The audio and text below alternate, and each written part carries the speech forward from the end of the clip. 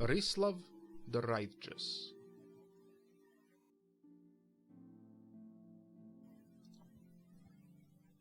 Like all true heroes, Rislav Laric had inauspicious beginnings. We are told by chronicles that the springtide night in the 448th year of the First Era on which he was born was unseasonably cold, and that his mother, Queen Lenada, died very shortly after setting eyes upon her son. If he were much beloved by his father, King Morius of Skingrad, who already had plenty of heirs, 3 sons and 4 daughters before him, the chronicles make no mention of it. His existence was so very undistinguished that we hear virtually nothing of him for the first 20 years of his life. His schooling, we can suppose, was similar to that of any spare prince in the Colovian West, with alien tutors to teach him the ways of hunting and battle. Etiquette, religious instruction, and even basic statecraft were seldom a part of the training of a prince of the Highlands, as it was in the more civilized valley of Nibene. There is a brief reference to him, together with his family, as part of the rolls of honor during the coronation of the Emperor Gorius on the 23rd of Sun's Dawn, First Era 461. The ceremony was, of course, held during the time of the Alessian doctrines of Maruk, and so was without entertainment, but the 13-year-old Rislav was still witness to some of the greatest figures of legend. The beast of Anekina, Darlok Bray, represented his kingdom, giving honor to the empire. The chieftain of Skyrim, Kiorik the White, and his son Hoag were in attendance too. And despite the empire's intolerance of all elves, Heimer Indoril Nerevar and Dwemer Dumak Dwarf King were evidently there as well, diplomatically representing Resdain, all in relative peace. Also mentioned on the rolls was a younger mayor in service to the Imperial court of High Rock, who was to have a great history with Rislav, Rien Direni. Whether the 2 young men of about the same age met and conversed is entirely the stuff of historians' fancy. Rien is spoken of in praising words as powerful landowner, eventually buying the island of Balifera in the Iliac Bay and gradually conquering all of High Rock and the large parts of Hammerfell and Skyrim. But Rislav is not heard of again in history's books for another 17 years. We can only offer supposition based on the facts that follow. Children of kings are, of course, married to the children of other kings to bind alliances. The kingdoms of Skingrad and the Kvatch skirmished over common territory throughout the 5th century, until they reached a peace in the year 472. The details of this accord are not recorded, but since we know that Prince Rislav was in the court of Kvatch 6 years later, as husband to Belina, the daughter of King Justinius, it is fair to make an educated guess that they were married then to make peace. This brings us to the year 478, when a great plague swept through all of Cyrodiil and seemed particularly concentrated in the independent Colovian West. Among the victims were King Morris and the rest of the entire royal family in Skingrad. Rislav's only surviving elder brother, Dorald, survived, being in the Imperial city as a priest of Maruk. He returned to his homeland to assume the throne. Of Dorald we have some history. The king's second son, he was slightly simple-minded and evidently very pious. All the chroniclers spoke of his sweetness and decency, how he saw a vision in his early years that brought him, with his father's blessing, from Skingrad to the Imperial city and the priesthood. The priesthood of Maruk, of course, saw no difference between spiritual and political matters. It was the religion of the Alessian Empire, and it taught that to resist the emperor was to resist the gods. Given that, it's scarcely a surprise what Dorel did when he became the king of independent kingdom of Skingrad. His first edict on his very first day was to cede the kingdom to the Empire. The reaction throughout the Colovian estates was shock and outrage, nowhere more so than in the court of Quach. Rislav the Righteous, we are told, rode forth to his brother's kingdom together with his wife and 24 of his father-in-law's cavalry. It was surely not an impressive army, no matter how the chronicles embellish it, but they had little trouble defeating all the guards Dorel sent to stop them. In truth, there was no actual battling, for the soldiers of Skingrad resented their new king's decision to give up their autonomy. The brothers faced one another in the castle courtyard where they had grown up. In typical Colovian fashion, there was no trial, no accusations of treason, no jury, no judge, only an executioner. "Thou art no brother of mine," Rislav the Righteous said, and struck Dorel's head from his shoulders in one blow. He was crowned king of Skingrad, still holding the same bloody axe in his arms.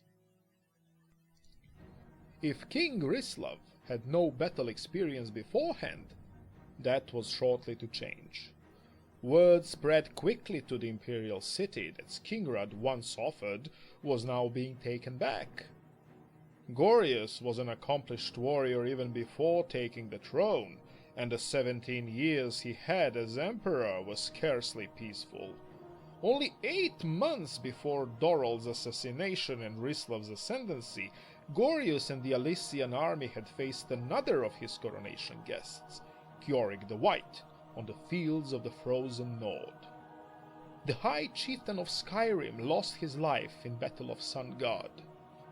While the Pact of Chieftains was selecting a new leader, Cyrodiil was busily grabbing back the land of southern Skyrim that it had lost. In short, Emperor Gorius knew how to deal with rebellious vassals. The Alician army poured westward, like a flood of death, to borrow the chronicle's phrase, in numbers far exceeding what would be required to conquer Skingrad. Gorius could not have thought actual battle was likely. Rislav, as we said, had little to no experience at warfare, and only a few days' practice at kingcraft. His kingdom and all of the Colovian West had just been ravaged by plague. The Alicians anticipated a mere show of arms and a surrender. Rislav, instead, prepared for battle. He quickly inspected his troops and drew up plans. The chroniclers, who had heretofore ignored the life of Rislav, now devote verse after verse describing the king's aspect with fetishistic delight. While it may lack literally merit and taste, we are at least given some details at last. Not surprisingly, the king wore the finest armor of his era, as the Colovian estates then had the finest leathersmiths, the only type of armor available in all of Tamriel. The king's Klebanian mail, boiled and waxed for hardness, and studded with inch-long spikes, was a rich chestnut red, and he wore it over his black tunic but under his black cloak. The statue of Rislav the Righteous, which now stands in Skingrad, is a romanticized version of King, but not inaccurate, except in the armor represented. No bard in the Colovian West would have gone to the market so lightly protected. But it does, as we will see, include the most important accoutrements of Rislav: his trained hawk and his fast horse. The winter rains had washed through the roads to the south, sending much of the West Wales spilling into Valenwood. The Emperor took the northern route, and King Rislav with a small patrol of guards met him at a low pass on what is now the Gold Road. The Emperor's army, it is said, was so large that the beast of Anekina could hear its march from hundreds of miles away, and despite himself, the chroniclers say, he quaked in fear. Rislav, it was said, did not quake. With perfect politeness, he told the Emperor that his party was too large to be accommodated in the tiny kingdom of Skingrad. "Next time," Rislav said, "write before you come." The Emperor was, like most Alician emperors, not a man of great humor, and he thought Rislav touched by Sheogorath.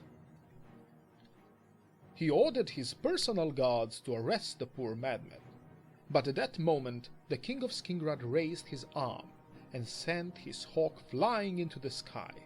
It was a signal his army had been waiting for. The Alicians were all within the pass and the range of their arrows. King Rislav and his guard began riding westward as far as if they had been kissed by wild Kinneret, as the chroniclers said. He did not dare to look behind him, but his plan went faultlessly. The far eastern end of the pass was sealed by rolling boulders, giving the Alicians no direction to go but westward. The Skingrad archers rained arrows down upon the Imperial army from far above on the plateaus, remaining safe from reprisal.